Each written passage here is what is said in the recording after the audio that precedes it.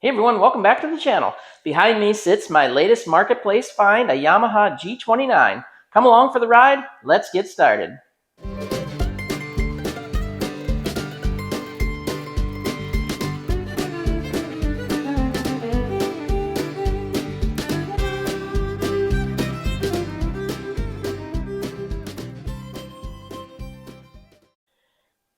Well, here it is, my latest marketplace find. Picked this guy up on July 4th, actually, Independence Day, and it was listed maybe an hour or two before I saw it, and ran over there pretty quick and picked it up. The guy actually was pretty firm on the price. He had several people behind me that were ready to come and grab it if I didn't take it, so I did, and actually not going to do a whole lot to this one, believe it or not. I have a neighbor who's been asking me for, a couple of months now probably, to try to find one in this price range.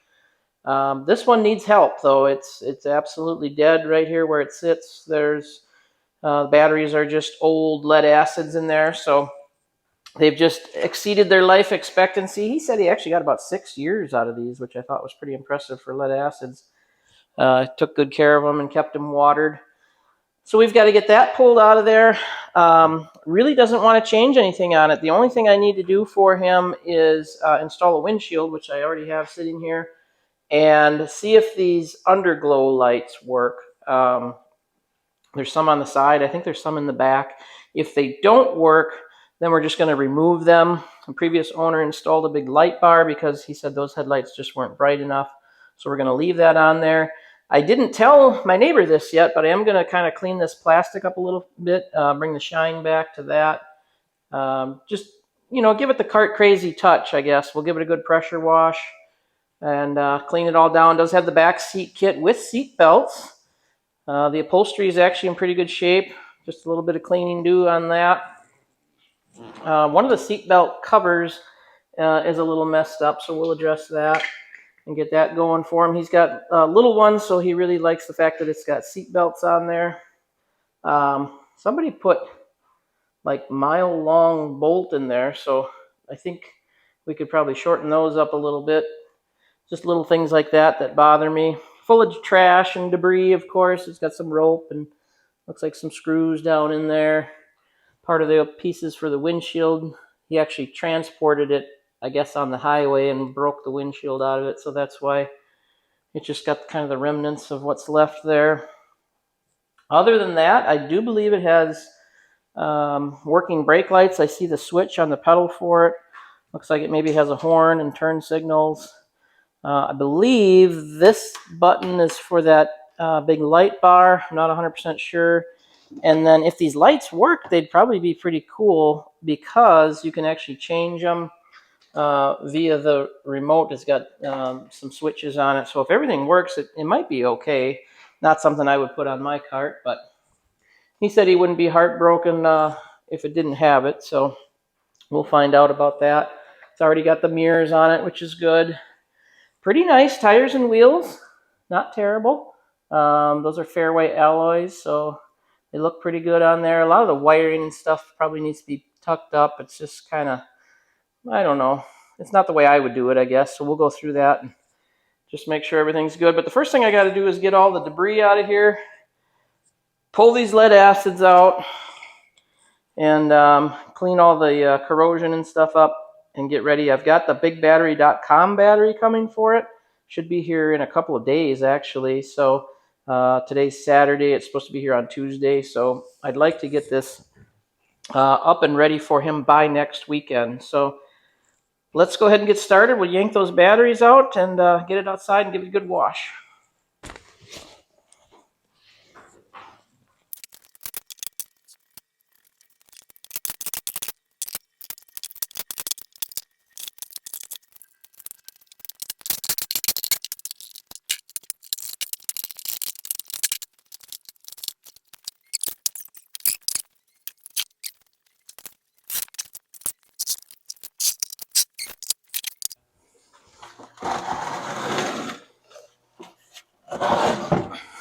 Well, that's better. Got those big old heavy lead acids out of there. Of course, a bunch of battery acid and stuff that we're going to blast off with the pressure washer. I took this controller, I don't know if you can see it, and kind of stuck it up on the roof of the glove box, if you will. That way I can kind of clean that out. I was just going to unplug it, but it's hardwired in on one side. Still not 100% sure if that works. What do we got over here? Oh, didn't know that was on there. Little 12-volt accessory. So I'll get the pressure washer set up and we'll see what we can get done.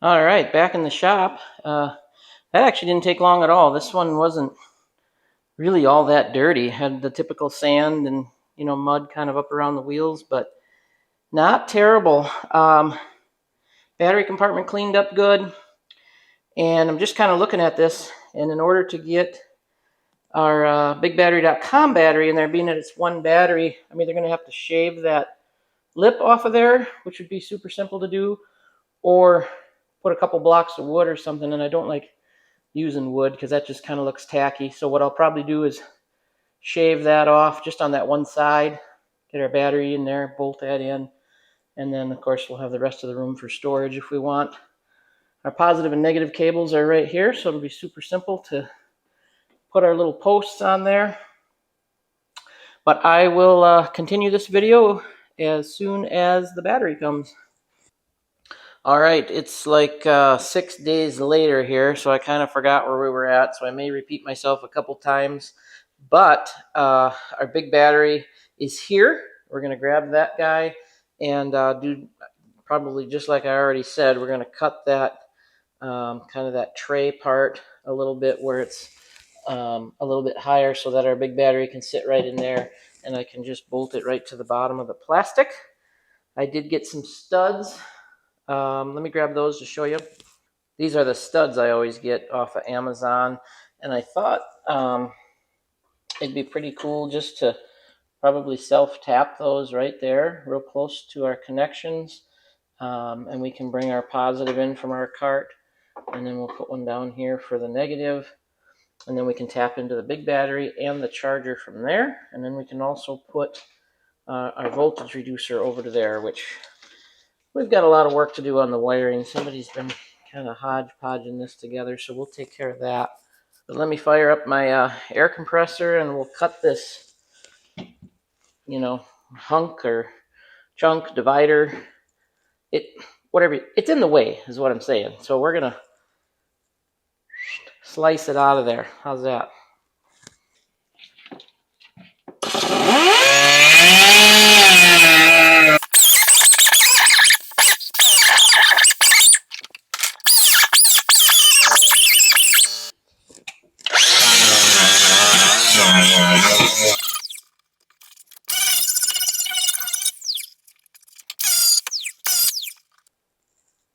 All right, well that went pretty good. Took my whiz wheel and got the majority of it off, and then I came back through with my flat disc on my grinder and just kind of cleaned it up. Now I've just got all the debris. I got to come in and vacuum it out quick, but that gives us a nice flat surface to drop that big battery down and bolt it in. It should be super simple. So let me vacuum this up and we'll get that battery in here. All right, well here's the star of the show, our bigbattery.com battery. I got the Falcon Elite battery to go in this bad boy, which is a 60 amp hour battery. And you can buy the kit, which comes with the charger and the whole bit, but I didn't need a charger. I actually had a charger, so the kit or the battery comes with the battery and one of the Anderson plug connectors. I bought another one for 15 bucks. That way we can run our charger on it. And I also got the gauge. So we can hopefully mount that somewhere in the dash. I haven't figured that out yet. And the extension cable, which was like $3. I mean, 23 bucks well spent. Like I said, 15 bucks, that's money well spent. You're going to see how that works here in just a second. This is the hold downs. So they're just going to screw into the side of the battery, and then we'll be able to run some self-tap bolts to hold it in place. So super simple. So we'll put the brackets on and get it dropped down in there.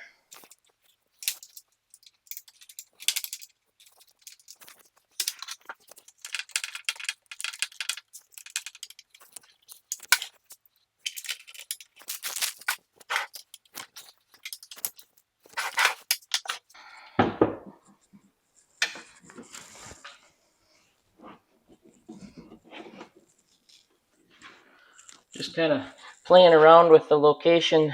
I kind of wanted to still be able to see the voltage gauge, or the readout on it, even though we're going to have a battery gauge. But I think that's going to be about ideal.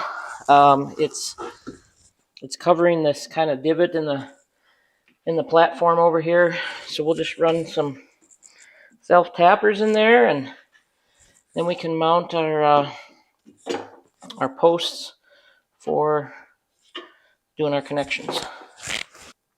Well, switched batteries and forgot to turn the camera back on, but all I did off camera was just put those 4 self-tapping, I guess we'll call them bolts. They're bigger than screws, and that keeps the battery securely in place. Now I'm going to grab a different socket, and we'll mount our posts in, our positive and our negative posts.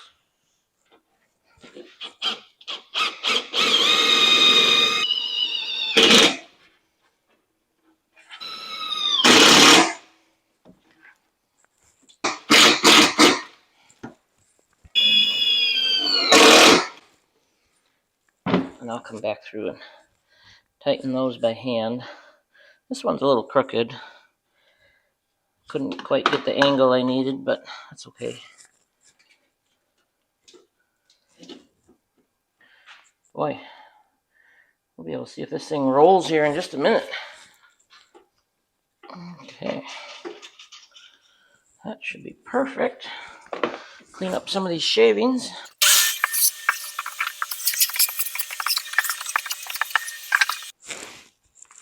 Now it's just a matter of bringing your Anderson plug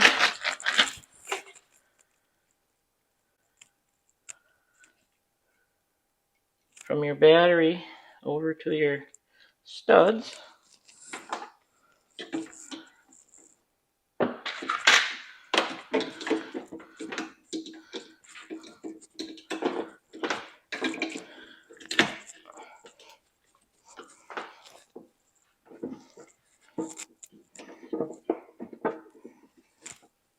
I'll probably take these handles off when we're done. I don't really need them on there once everything's in place. I'm not hooking the charger up yet because I want to check everything first. So we're kind of skipping over that, but literally the charger is just a matter of putting this other one on and having the lead so you can plug your charger in. But for right now, I just want to do this. I don't even know if this cart works. I mean, I'm assuming it does, but I'll probably clean up those ends a little too. But we can literally flip the switch and test it here as soon as I get those tightened down. Well, that's pretty simple. Let me go ahead and turn the key on, I guess. I don't have, of course, none of the lights will work because none of that's hooked up. I just want to see if the cart's going to work and move. So let's actually turn our battery pack on. You can see the voltage come up there. Tool run switch. Put it in run. Oop. Okay. Reverse beeper works. Oh yeah. Try not to drive through the garage door here. She wants to go. She's a racer. Well, that's a sigh of relief. As much as I'd love to take this thing out right now, unfortunately, it's raining pretty good. So, whew, now that I know that it works, I'm going to dig into this wiring and what they got going on there. The voltage reducer is here, and it looks like they've got it tapped into the original headlights, which is fine. And this would be our positive and negative over to the battery. I'm going to put new connections on there. Probably put new connections on here. And then I got to figure out what this yellow and black is for. I'm assuming that's one of the lights. And then I think, yeah. So remember, it's got these, I don't know, aftermarket underglow lights. We're going to see if those work. And then it also has this giant light bar, which I'm assuming is what this switch is for. So we need to get the voltage reduced down so that we can plug that in and try it out. They had it hooked up to, you know, just the proper battery voltage without going through the voltage reducer, which is kind of a no-no, but it works. So let me get this all plumbed in, clean this up, and then we can kind of get that done, see if our lights work, and then we can get on to putting the windshield and some of that other stuff in. I still want to clean this black up for him. I've got some of that, what do they call it, Cerakote or something? I'm probably saying it wrong, but that's what we're going to use on there. So let me, like I said, let me button this up, see if we can get our lights working, and we'll go from there. My, where do I start? Okay, what I thought was going to be simple, of course, is not. I pulled the cup holder out, and I about fell over. This thing was full, literally full of wires, okay? Here's most of them right here. This cart had not only the underglow or whatever light kit you want to call on it, it had an old, this black right here is an old headlight harness that was still zip tied up in there, not being used. And it just looked like a fire hazard, so I'm like, nope, I'm done. So I pulled all of that out, and now I'm down to just your basics, your headlight kit, you know, your ignition switch, your forward, reverse, your F&R switch.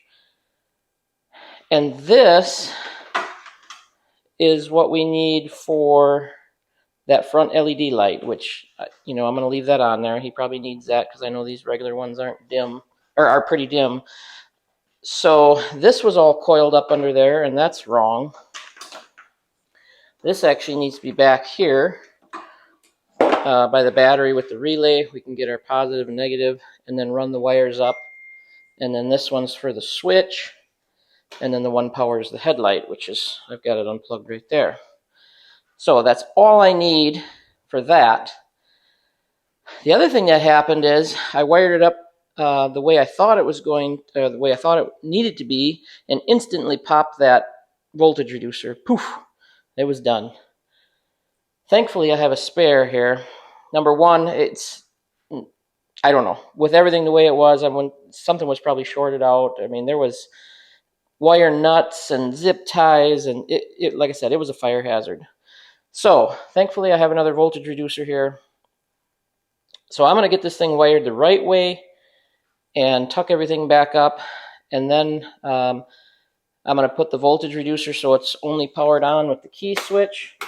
So we'll trace our wires back here to our main harness and see which, it's either the orange and red, or red with an orange tracer, or red with a white tracer. I'm not super familiar with Yamaha to figure out which one it is, but we'll grab a DVOM or a multimeter and check it. I'll tap into that to power on the voltage reducer. I know I'm getting way down in the weeds for some of you if you're watching this video just to see how to do a bigbattery.com install. I'm sorry if I'm getting a little off track here, but I just wanted to show you what I'm dealing with this wiring. So I'm not going to go into a lot of detail on the video. I'm just going to fix it, okay, and fix it right so that I can be confident when I sell this thing to my neighbor. Not only is it going to work and operate, but it's not going to burn his house down in the process. So I'll do that, and then we'll get into how to wire the charger up. So just bear with me. Okay, so lots of progress done. Cleaned up all of this terrible wiring. Still have a lot to do. I'm going to do some zip tying and cleaning up of this, but everything is wired. And this is the last piece of the puzzle for the big battery install. Then this would go to your charger, which I have in the other room. I should have grabbed it. But everything goes to the central studs, and then you would just plug your charger into that, and easy peasy lemon squeezy. So as far as the wiring, I've got that all buttoned up. I've got the headlights working, or the aftermarket headlight. These lights actually don't work. I probably should have ordered new ones. I didn't realize that. He said they weren't very bright, but they're not really working at all, very little. So I may end up replacing those.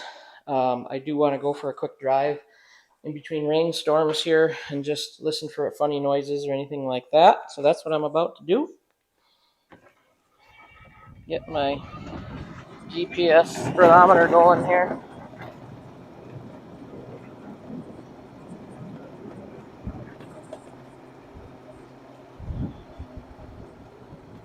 About 15. Nothing too crazy. Back in the garage, it's okay. Quiet. Reverse buzzer works. Headlights nice and bright. Tail lights work. I wonder if the brake switch works. Oh yeah. See it? So that's good. Hazards work.